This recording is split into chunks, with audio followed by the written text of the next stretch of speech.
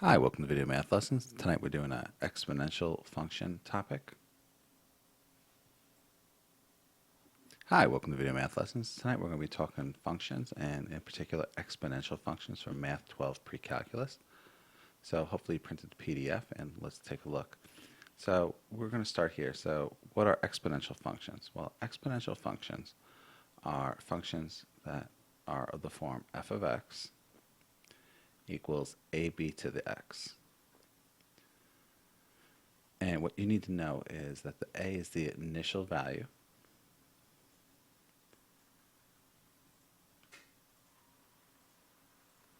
and the b is the rate. It could be increase or decrease, and it all depends. But the b is the rate, but it's really, we call it base. So b is the base, and the rule is it can't be 1. So it can't be 1. And this initial value, the a value, this would of course be where x equals 0. So if I evaluate the function at 0, f of 0, it would have to equal this a value. So let's take a look. So we have a couple of ways here now. So we could be certain functions. So ones that you're familiar with are exponential growth functions. So let's do a growth. And that would be the case where a is greater than 0 and the b is greater than 1. So if that b value, that rate, is above a 1, you're going to get a growth function. And the growth looks like this. This is straight up review from last year. Let's fix that a little bit. So the growth, it's the x-axis is the asymptote, and it just curves up like this. So this is a growth function. Of course, it would look nicer in your paper. All right. And what you need to know, this just keeps going forever. This is unrestricted growth. So that's something new. It's unrestricted. There's no boundary on the top. It's bounded below. This is called bounded below. The x-axis is the horizontal asymptote. Maybe y equals 0. And it's only bounded below. Now, another case we could have is exponential decay. And our a value is greater than 0. And this time the b would be less than 1. And so our b value is going to be less than 1. We don't go negative with it because the negative, as we'll see later, does other things to the function. And let's see, decay would start to go like this, and it crosses. And once again, asymptotic. And this is the a value, right? That's our a value on both of these. This would be a right here. And that's a decay. It's heading towards the x-axis once again. And then finally we have another one that we talked about last year, and it's the natural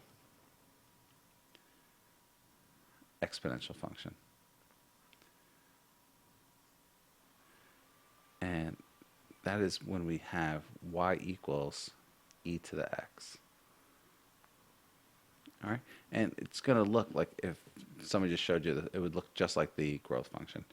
All right, comes up, curves up, goes like this, and once again this goes this way. That looks horrible. And it goes this way. Now, in this case, since it's e to the x, there's nothing in front. This is actually going to be right here at a 1, because anything to the 0 is 1, and that's what we have.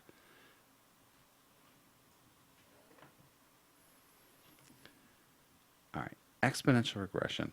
So what we're going to do is we're going to do an exponential regression. So I'll give you a couple points, and then you're just going to do a regression.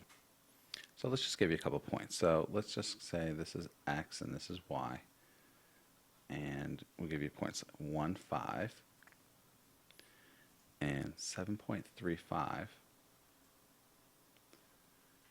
and 142.94. And we're going to do an exponential regression. Let's say nearest tenth.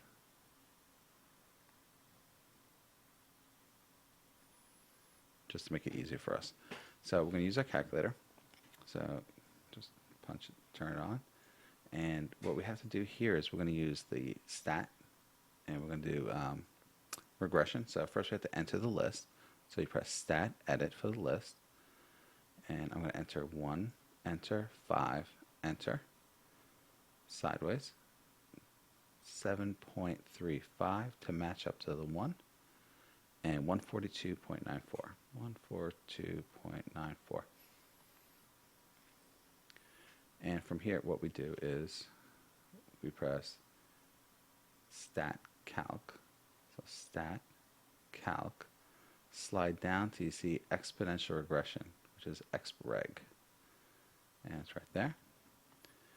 And it would automatically use L1, L2, but I'll just punch it in, so you should know how to do it if you have to change your list. So L1, comma, L2, but it automatically goes to L1, L2. And we hit enter, and that's our A and B values. So now, remember, we don't write it like that because that's just directions how to, to write it. And we don't put the star, we don't put the caret. So what we're going to write is y equals, and we said nearest tenth, so it's 1 decimal place, so 3.5 times b, rounded to 1 decimal place, 2.1, and the x value goes upstairs. So this is a good way. You could put 3.5 in parentheses also if you wish. So far that's all been reviewed from last year. Another type of problem we can do for review would be, let's say,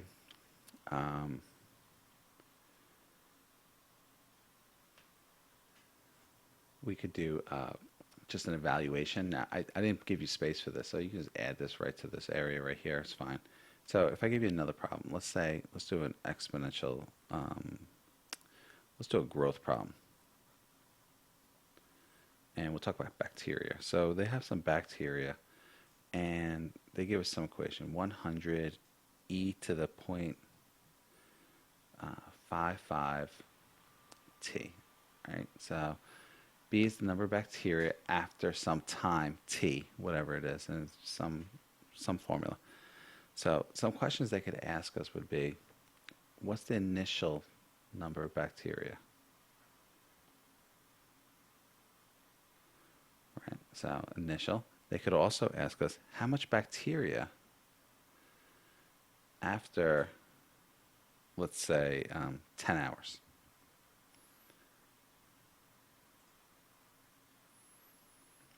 So 2 questions.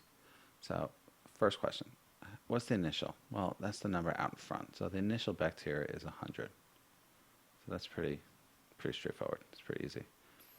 The second part, 10 hours. 10 is my t for this question. So all we have to do is plug it into the original equation. So it would say B equals 100 e to the 0.55 times 10. Now the trick with this would be to do this one shot in the calculator with parentheses. So that's what we're going to do. So I'm going to type in 100 e, remember that e is over the division or over the ln, e caret parenthesis 0.55 times 10.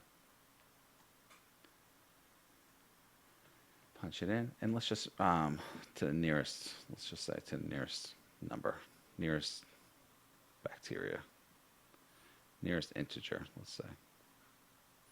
Right, because you can't have a piece of a bacteria. So it's going to be 24469, 24,469.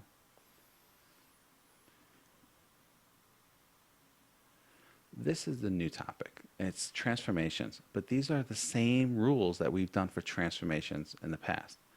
So we can just look at these rules and go through them. So let's take a look. So if we have the +1 out here, what you need to know, it's a vertical translation. So it's a vertical translation or vertical shift. I'll say vertical shift. And you just keep the sign up 1, up 1. And I could graph these if I wish. So I'll graph like the first 1 or 2. Let's see here. So I'll graph the original so we can see what it looks like. 2 to the x. All right. So that's the original. And then let's graph what it looks like. So I'll go down 2 to the x plus a 1. And I don't want parentheses in here because it's going to be outside. It's not the exponent. And we can see it's above, and it just pulls this up a little bit. It goes up by 1. So now, when it was next to the x, the rule was opposite, and it's horizontal. So it's opposite horizontal. So this is horizontal shift.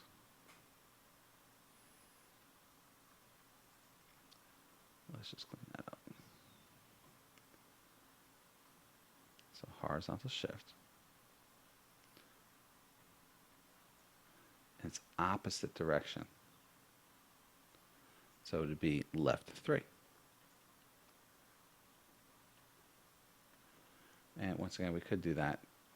Let's put it right here. Now this time I need the parentheses. So it would be x plus 3. Hit graph. And it should just pull it this way a little bit. Pull it to the left by 3. And it does. So let's just go through the other ones. And just from the rules. If it's a negative out front, that's a reflecting the x-axis.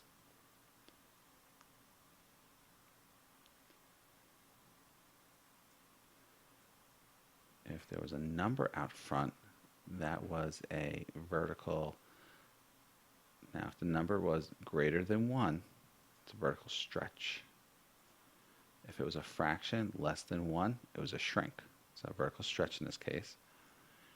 And then we have 2. These were like the tricky ones. And what you have to remember is this now. So now if the negative's at front, it reflects in the x-axis. If the negative's inside, it reflects in the y-axis. So let's reflect in the y-axis.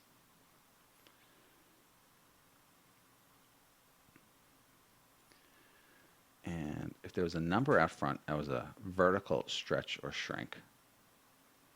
If there was a number inside next to the x, it's going to be a horizontal. But it's a kind of opposite what you think of. Because, so this is what was written. Okay. What we need to think about is really this. It was 2 to the, what was it originally? And it would have been 1/4 downstairs. So if you see the whole number here, a 4, it really was a 1/4. So that makes it a horizontal shrink. So a horizontal shrink.